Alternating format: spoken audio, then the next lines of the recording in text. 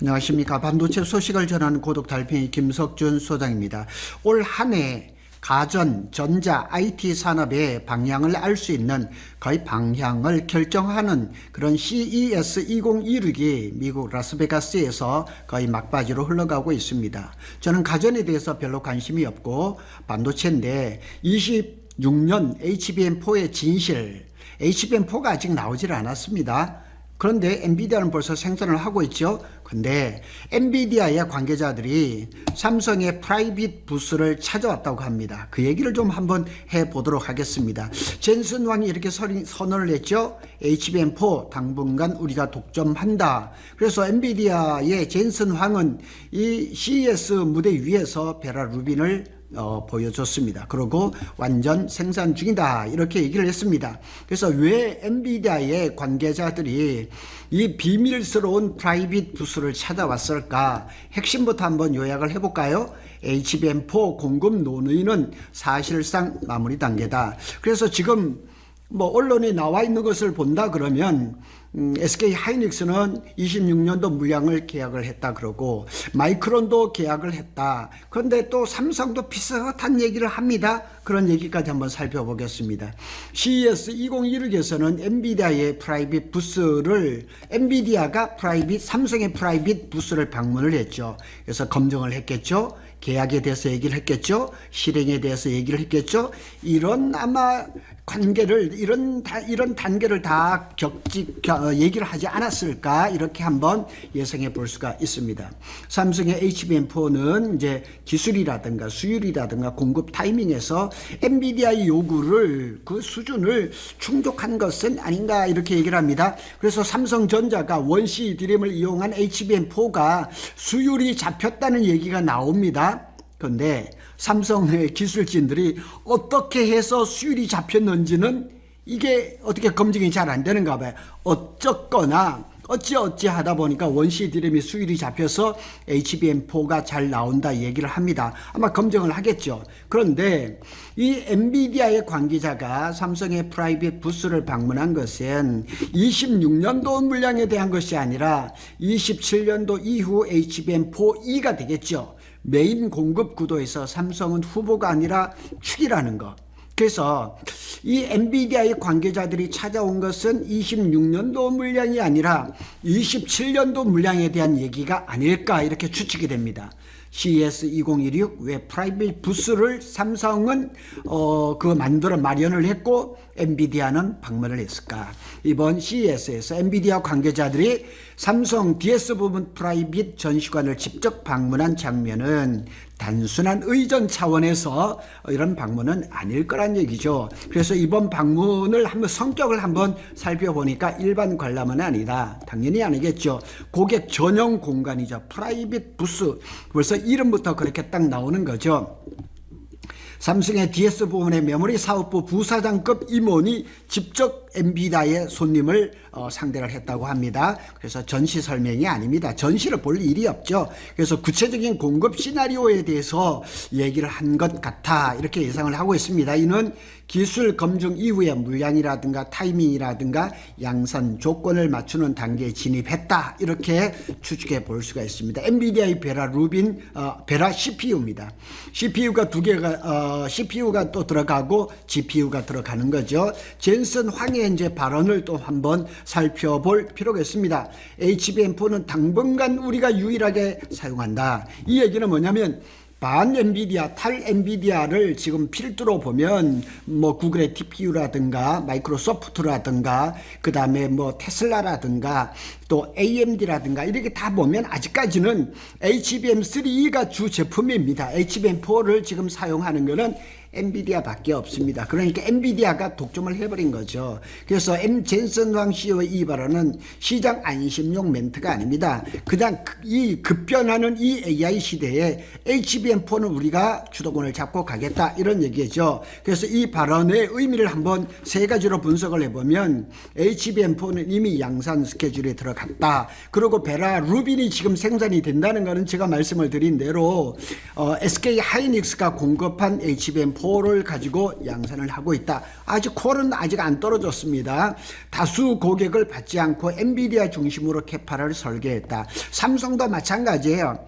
뭐 옆에 있는 뭐 다른 AMD라든가 뭐 여러 그 반 엔비디아, 탈 엔비디아 그런 기업들이 빅테크 기업들이 있겠지만 메인을 잡아야 되거든요. 그러니까 엔비디아 중심으로 이 HBM4의 그 영업을 할 수밖에 없는 거죠. 공급사는 이미 엔비디아 내부 요구 사항을 충족했다.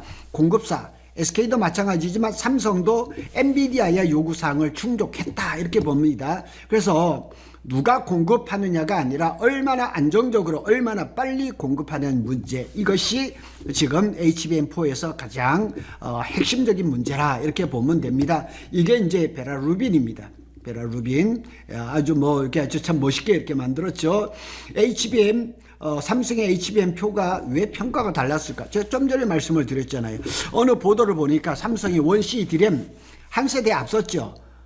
SK 하이닉스나 마이크론은 원B 디램으로 HBM4를 만들었는데 삼성은 모험을 걸었죠. 원C 디램으로 여기 나와 있죠. 10나노 원C 디램. 그 다음에 베이스 아이도 SK 하이닉스는 TSMC 12나노인데 삼성 파운드리 4나노로 이게 완전히 그냥 모험을 걸었던 거죠. 그래서 이런 거에 대한 평가가 달라졌다고 얘기를 해요. 그래서 수율이 안 나온다고 제가 뭐 취재 기자한테도 여러 번 들었는데 수율이 잡혔답니다. 근데 잡혔는데 이 우리 삼성의 엔지니어들이 어찌해서 어떻게 해서 수율이 잡혔는지는 정확하게 설명을 못한대요.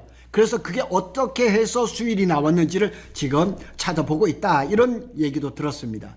메모리 단독 성능이 아니라 SIP라고 그러죠. 시스템 인 패키지, 그러니까 HBM에다 GPU, CPU 모든 걸 다 이렇게 넣어서 동작을 해보니까 좋다는 거죠. 그래서 뭐 엔비디아에서도 최고점을 받았다, 브로드컴 TPU에서도 뭐 최고점을 받았다 이런 얘기가 나오고 있습니다. 그래서 엔비디아의 실제 테스트 기준은 HBM 단품이 아닙니다. GPU 패키지 전력, 이게 SIP라고 얘기를 합니다. 그래서 하나로 얘기를 하는 거 아닙니다. 완전히 패키지로 해서 테스트를 해보니까 좋다, 최고 점수 이렇게 나온 겁니다. 이 기준에서 삼성전자는 성능이라든가 전력 효율이라든가 안정성에서 최고 점수를 받은 것으로 전해진다 이렇게 얘기를 합니다. 자, 요거는 루빈이 아니고 GB200 블랙웰입니다. 그레이스 블랙이죠. 여기에는 HBM3가 들어가죠. HBM3G 12단이 들어가죠. 그래서 여기에 보면 이렇게 GPU가 2개 들어가고 그레이스 CPU가 하나 들어갑니다. HBM은 8개가 들어갑니다. 근데 여기서 잘 봐야 될 것은 뭐냐? HBM만 들어가는 게 아니고 DDR도 들어가죠. LPDDR도 들어가죠. GDDR도 들어가죠. 그러니까 이렇게 엔비디아의 슈퍼칩이 하나 들어가면 HBM뿐만 아니라 고성능 D램까지 그렇게 딱 따라 들어가니까 사실은 장사할 것들이 상당히 많은 거죠. 그러니까 이 엔비디아의 GPU가 잘 돼서 팔리면은 삼성이나 SK는 그 위에 팔아먹어야 될 것들이 참 많죠. HBM4 이제 공급 타이밍을 분석을 해보면 삼성전자는 이제 공식적으로 26년 HBM 생산 물량에 대한 고객 수요는 확보 완료한라고 이제 밝힌 상태. 이게 조금 애매해요. 이 고객 수요는 확보를 완료했다, 그냥 계약을 했다 이렇게 얘기를 하면은 우리가 그냥 쉽게 이렇게 이해하기 쉬운데 수요를 확보를 했다. 그러니까 아마 이런 것 같아요. 엔비디아가 삼성전자한테 올해 너희한테 100이라는 물량을 줄 거야. 그 대신 콜 통과를 하고 난 다음에 계약을 할 거 아닐까? 네, 이런 식으로 되면. 그래서 삼성전자가 지난해 실적 컨퍼런스 콜에서 내년도 26년 HBM 생산 계획분에 대한 고객 수요를 이미 확보했다. 그러니까 저 엔비디아가 요구하는 HBM 물량이라는 건 뭐냐면 12단 HBM3E, 그 다음에 HBM4죠. 그런데 이거를 계약을 했다 이런 말은 지금 솔드아웃 해버리면 우리는 그냥 간단하게 해결을 그냥 의미를 이제 그냥 쉽게 이렇게 받아들일 수가 있는데, 하여튼 이렇게 고객 수요를 이미 확보했다 이렇게 조금 모호한 그런 표현을 쓰고 있습니다. 그러면 지금 논의는 뭐냐? 26년도 물량이 아니라는 얘기죠. 이거 끝난 거 얘기니까. 이건 벌써 작년 얘기니까. 그러니까 27년에서 28년도 HBM4 이 물량에 대한 논의가 아니겠느냐. 이렇게 얘기를 추측을 해볼 수가 있는 거죠. 특히 베라 루빈을 본다 그러면 루빈에는 HBM4가 이제 8개가 들어가고 루빈 울트라 27년에는 12개가 들어가는데 루빈 울트라에는 또 HBM4E가 들어갈지도 모르죠. HBM4 수요는 27년에 폭발적으로 증가할 것입니다. 그래서 올해 상반기까지는 HBM4E 12단이 많이 사용이 될 것이고 하반기부터 HBM4가 많이 들어가죠.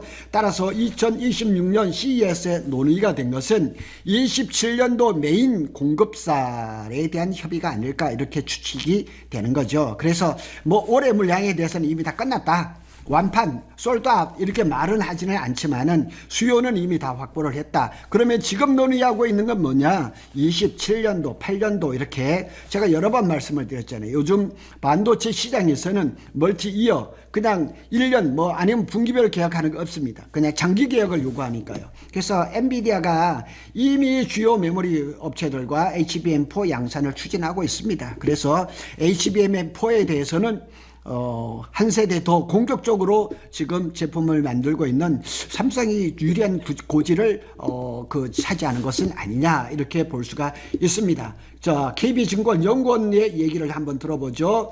삼성전자 HBM4는 엔비디아의 SIP 시스템 인 패키지 테스트에서 최고점을 획득한 것으로 보도됐다.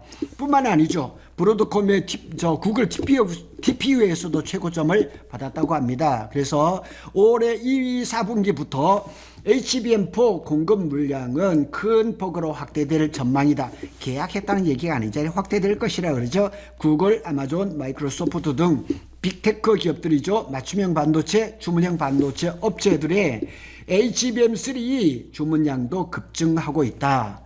그래서 이런 연유로 삼성전자가 25년 4분기에 영업이익을 20조 이상을 초과를 달성을 한 거죠. 삼성 입장에서도 전략적 의미가 상당히 큽니다. 그래서 이번 CES 2016의 흐름은 삼성전자한테 굉장히 날개를 단 것 같습니다. HBM4의 이제 포지션이 변화가 됐죠. HBM3에서 추격자 참 힘든 시기를 많이 보냈죠. 그런데 HBM4에서 는 동등 혹은 선도할 수 있었던 이유, 했다 그러면 그 의도가 뭐냐?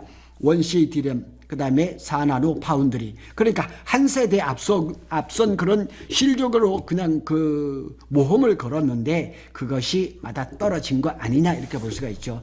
투자라든가 캐파 측면에서 이게 우리한테 굉장히 중요합니다. 왜냐하면 평택 캠퍼스 P4, P5 라인에서 HBM4, HBM4E 중심 캐파 재편될 가능성이 높습니다.